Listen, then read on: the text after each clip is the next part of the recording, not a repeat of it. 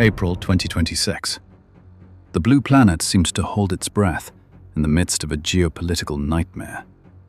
At the narrowest point of the Strait of Hormuz, where the deep waters of the Persian Gulf meet the Arabian Sea, a shadow descended. This was not the shadow of nature, but a shroud of thick, black smoke billowing from burning tankers and devastated oil rigs. Following the Epic Fury air campaign, this strait, the vital artery supplying nearly 1/5 of the world's energy, had become a dead zone. The blockade was enforced by a lethal net of steel, thousands of magnetic mines lurking beneath the waves, and coastal missile systems locked onto any coordinate that moved. Modern civilization stood on the precipice of total collapse. In megacities, from New York to Tokyo, the lights of progress began to flicker and die. Crude oil prices shattered the $300 per barrel mark, an unthinkable figure that rendered every economic calculation meaningless. Long lines of vehicles sat motionless on highways. Massive factories fell silent, and global food chains fractured, plunging billions into hunger. Humanity suddenly realized that its digital arrogance hung by a single, fragile thread: the flow of the black liquid buried deep within the earth.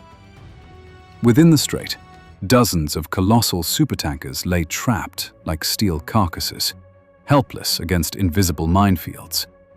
The most powerful naval fleets could only watch from a distance. Humanity had locked itself into a perfect trap, where advanced technology only served to ensure mutual suffocation. But the history of the Earth contains secrets far beyond the records of Homo sapiens. While military satellites scanned the sea for heat signatures, they overlooked the Zagros Mountains. Those arid, jagged ridges were the final sanctuary of a prehistoric past. The tremors of bunker-busting bombs had awakened beings that had existed outside the whirlpool of time for 40 millennia: the Neanderthals. In archaeological textbooks, they were an extinct race. But here, in the deepest caverns of the Zagros, the species survived, carrying the primal blood and a pure survival instinct. They were warriors of the Ice Age, built with barrel chests to process massive volumes of oxygen and muscle density that far exceeded modern humans. They did not view the world through maps or geopolitics. They sensed the world through the rhythm of nature's breath. To the Neanderthals, this war was an insult to the Great Mother. Their keen sense of smell, once used to track mammoths across frozen tundras, was now choked by the stench of burning chemicals. Their wild eyes saw the iron whales, the tankers, groaning in captivity. According to the primal law, when a stream is blocked, the tribe must break the knot to liberate the flow. They decided to act, not to save a civilization they did not understand, but to restore the pulse of the world. At twilight, on the 40th day of the crisis, the intervention of the Ice Age began. The Neanderthals did not enter the fray with gunfire, but with a primal brutality that shattered the coastal defenses.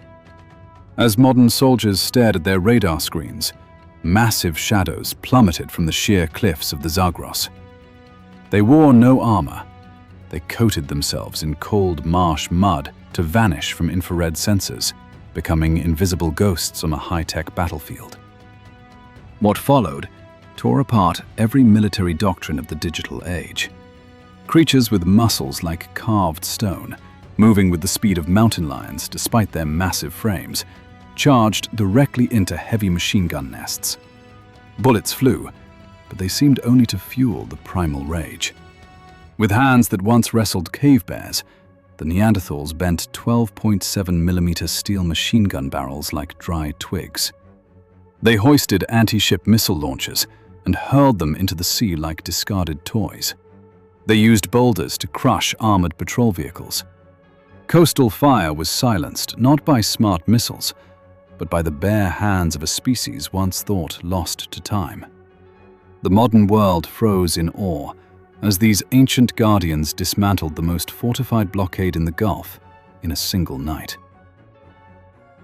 But the true trial lay 30 meters beneath the freezing waves. Clearing the coast was merely a prelude. The main knot was the network of magnetic mines. Without oxygen tanks or pressure suits, the Neanderthals plunged into the kingdom of death. With massive lungs holding the breath of the mountains and eyes designed to see in the darkness of caves, they dove into the abyss. At the bottom of the ocean, amidst the bone-rattling shockwaves of distant depth charges, the Neanderthals found the Mk60 magnetic mines. These ton-heavy spheres were anchored to the seabed by steel chains as thick as a human wrist. The scene was one of haunting beauty. Prehistoric beings, their muscles bulging under the crushing pressure, surrounding the most advanced symbols of human destruction. They coordinated by instinct.